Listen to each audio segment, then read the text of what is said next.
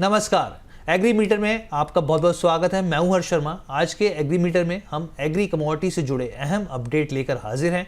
आज के agree metre में हम बात करेंगे सरसों खल की। दरअसल चीन और कनाडा के बीच टैरिफ वॉर की वजह से भारत का सरसों खल निर्यात बढ़ सकता है। चीन ने कनाडा में सरसों खल इंपोर्ट पर 100% टैरिफ लगाया है। इसके अलावा इंटरनेशनल मार्केट के मुकाबले भारतीय सरसों खल 35% तक सस्ता भी है। चीन को सरसों खल का निर्यात बढ़ाने के मौके के बारे में solvent extractors association of India यानी कि CEA ने सरकार को पत्र भी लिखा है। ऐसे में इस टॉपिक पर बातचीत करने के लिए हमारे साथ जुड़ रहे हैं पृथ्वी फिनमार्ट के डायरेक्टर और कमोडिटी एंड करेंसी रिसर्च के हेड मनोज कुमार जैन और mustard oil producers association of India यानी कि मोपा के जॉइंट सेक्रेटरी अनिल चटर्जी। हम लोग सर सबसे पहले आपके साथ चर्चा शुरू करते हैं। तो सर मनोज जी, सबसे पहला सवाल आपसे यही रहेगा कि ये बताइए कि हम सरसों खल जो है वो एक्सपोर्ट बढ़ने से क्या सरसों की कीमतों में यहाँ पे तेजी आएगी? कैसे देख रहे हैं आप नजरिया पूरा? नमस्कार हर्ष। बिल्कुल, कीमतों में इनफैक्ट हमने तेजी आते हुए भी देखा है। जब हमने देखा है कि अप्रैल के मंथ में जो एक्सपोर्ट है वो अनएक्सपेक्टेड बढ़ा है। जिस तरह से जो चाइना ने कनाडा के ऊपर जो टैरिफ लगाया है और 100% टैरिफ लगाया है, और कनाडा यहाँ पे सबसे बड़ा एक्सपोर्टर है रेपसीड मील का चाइना को। लगभग 2 मिलियन मेट्रिक टन जो है वो हर साल एक्सपोर्ट करता है चाइना को। ऐसे में यहाँ पे चाइना की तरफ से जो टैरिफ लगाना है तो वो कहीं ना कहीं जो दूसरे मार्केट है उसको एक जो है बूस्टर देता हुआ नजर आ रहा है। स्पेशली अगर इंडिया की बात करें तो हम जो है पूरी दुनिया में तीसरे सबसे बड़े प्रोड्यूसर है मस्टर्ड सीड के।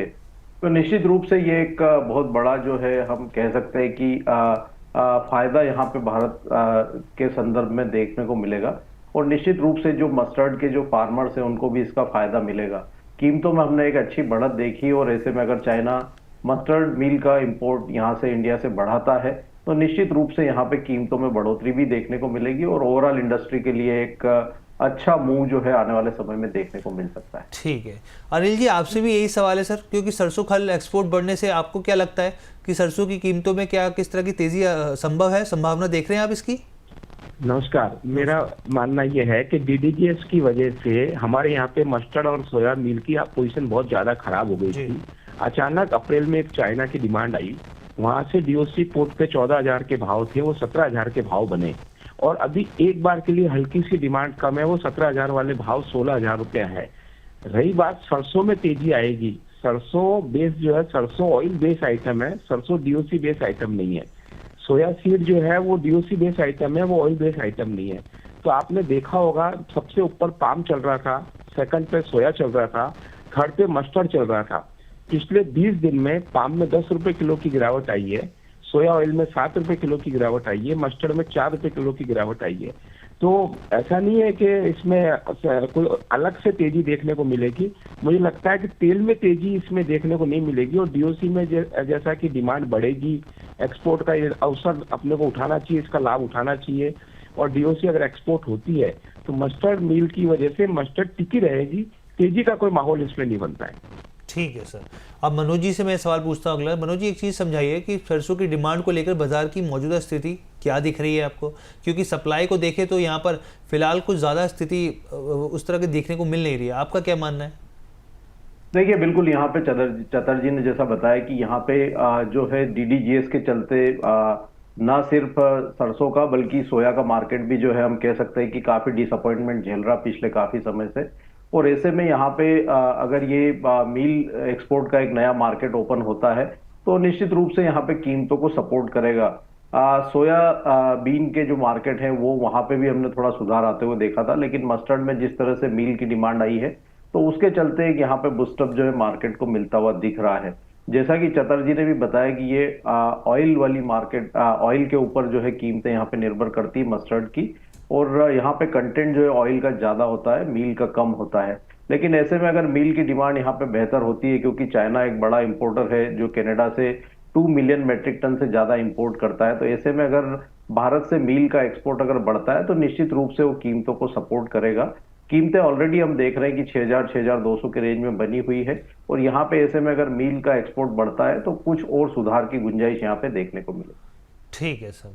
अनिल जी, आपसे एक सवाल ये है कि ट्रेडर्स को मौजूदा भाव पर सरसों का स्टॉक भरने की रणनीति अपनानी चाहिए या फिर फिलहाल के लिए रुकना चाहिए यहाँ पर? मेरे हिसाब से इनको वेट करना चाहिए, क्योंकि अभी 5,950 में एमएसपी पे भारत सरकार पूरे राज्य में चालू हो गई। गुजरात, राजस्थान, हरियाणा, एमपी सब जगह चालू हो गई। तो थोड़ा वेट करना चाहिए और 15 मई से 15 जून के बीच में एक अपॉर्चुनिटी मिलेगी मस्टर्ड खरीदने की, उस समय बाई करनी चाहिए। इस लेवल पर अभी मस्टर्ड नहीं खरीदना चाहिए। ठीक है अनिल सर, बहुत बहुत धन्यवाद आपका, आपने अपना कीमती समय निकाला, हमारे साथ जुड़े, और आगे भी हम लोग चाहेंगे कि तमाम इंपॉर्टेंट टॉपिक्स पे आप अपना योगदान दें और अपने व्यूज़ हमारे साथ शेयर करें। धन्यवाद सर। धन्यवाद। अब मनोज जी, हम लोग आपके पास आते हैं। मनोज जी, एक सवाल यहाँ पर ये भी है कि भविष्य में सरसों की कीमतों को लेकर क्या आउटलुक आपको लग रहा है? क्या भाव और बढ़ सकते हैं? इस तरह की उम्मीद माने या नहीं माने? डिपेंड करेगा यहाँ पे कि सरकार यहाँ पे इस मूव को कैसे लेती है और क्या जो है ट्रेड जो है डील्स होती है चाइना के साथ में, स्पेशली मील्स के एक्सपोर्ट को लेकर के। अगर यहाँ पे कोई फेवरेबल डील होती है तो निश्चित रूप से अगर एक्सपोर्ट बढ़ेगा तो वो कीमतों के लिए सपोर्टिव तो रहेगा, लेकिन बहुत ज्यादा तेजी आ जाएगी ऐसी संभावना नहीं है, क्योंकि इंटरनेशनल मार्केट में हम ऑलरेडी जो यूएस के साथ जो टेरिफ वॉर चल रहे हैं चाइना और बाकी देशों के, तो उसके चलते हम देख रहे हैं कि काफी डिसअपॉइंटमेंट जो है ओवरऑल एग्री मार्केट झेल रहा है इंटरनेशनल मार्केट में। तो ऐसे में अगर यह इस तरह का कोई जो है ट्रेड डील होता है चाइना के साथ में, तो वो भारतीय जो है मस्टर्ड जो मार्केट है उसके लिए एक अच्छा कदम होगा और किसानों को भी इसका फायदा मिलेगा, लेकिन बहुत बड़ी तेजी आ जाएगी ऐसी संभावना अभी नजर नहीं आती। अच्छा, ठीक है, बहुत बड़ी तेजी आ सकती है, इस तरह की अभी कोई संभावना नहीं है। आखिरी सवाल सर, मनोज सर, मेरा आपसे ये है कि आपकी टॉप एग्री कॉल्स क्या रहेंगी? यहाँ पे एग्री कॉल्स में हम देखें तो जो कॉटन सीड ऑयल के उसमें हमने एक अच्छी बढ़त पिछले सप्ताह देखी थी और 2,900 के पार कीमतें निकलती हुई नहीं नजर आई थी। हमारा मानना है कि यहाँ पे जो मोमेंटम है वो कंटिन्यू हो सकता है और जो मई का वायदा है वहां पे थोड़ा डीप आए तो बाय करना चाहिए। 2,915 के स्तर के आसपास यहाँ पे बाई की सलाह रहेगी। स्टॉप लॉस एक 2,884 का लगाए और 2,980 तक के स्तर जो है यहाँ देखने को मिल सकते हैं। वहीं गत सप्ताह हमने मसाला कॉम्प्लेक्स में हल्दी और जीरा में जो है बढ़त देखी थी और जीरा में ऊपरी स्तरों से कीमतें कुछ कूल ऑफ होती हुई नजर आई थी।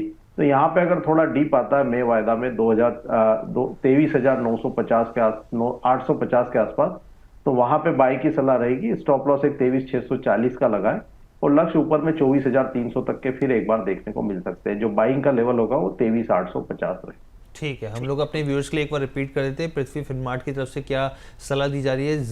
जीरे को लेकर देखिए, मई कॉन्ट्रैक्ट के लिए खरीदारी की सलाह दी जा रही है। कौन से लेवल्स पर खरीदारी कर सकते हैं आप? 23,850 के लेवल्स पर खरीदारी कर सकते हैं। लक्ष्य क्या रहेगा?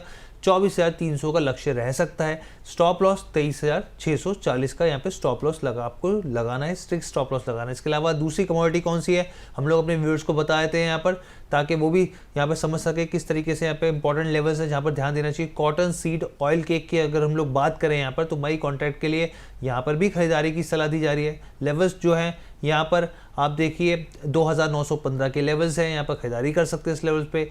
लक्ष्य क्या रहेगा? लक्ष्य रहेगा 2,980 का लक्ष्य रहेगा और जो स्टॉप लॉस है आपको वो लगाना नहीं भूलना है। यहाँ पर जो है 2,884 का स्टॉप लॉस रहेगा। तो ये आपके सामने इंपॉर्टेंट लेवल्स थे जो हमने रखे। एग्री की जो टॉपिक कॉल्स थी वो हमने आपको बताई। ओवरऑल आपको ये शो पूरा कैसा लगा कमेंट करके ज़रूर बताइएगा। और Manoj sir, thank you so much, आप हर बार की तरह जुड़ते हैं और तमाम जानकारी हमारे व्यूअर्स के लिए लेके आते हैं। धन्यवाद आपका।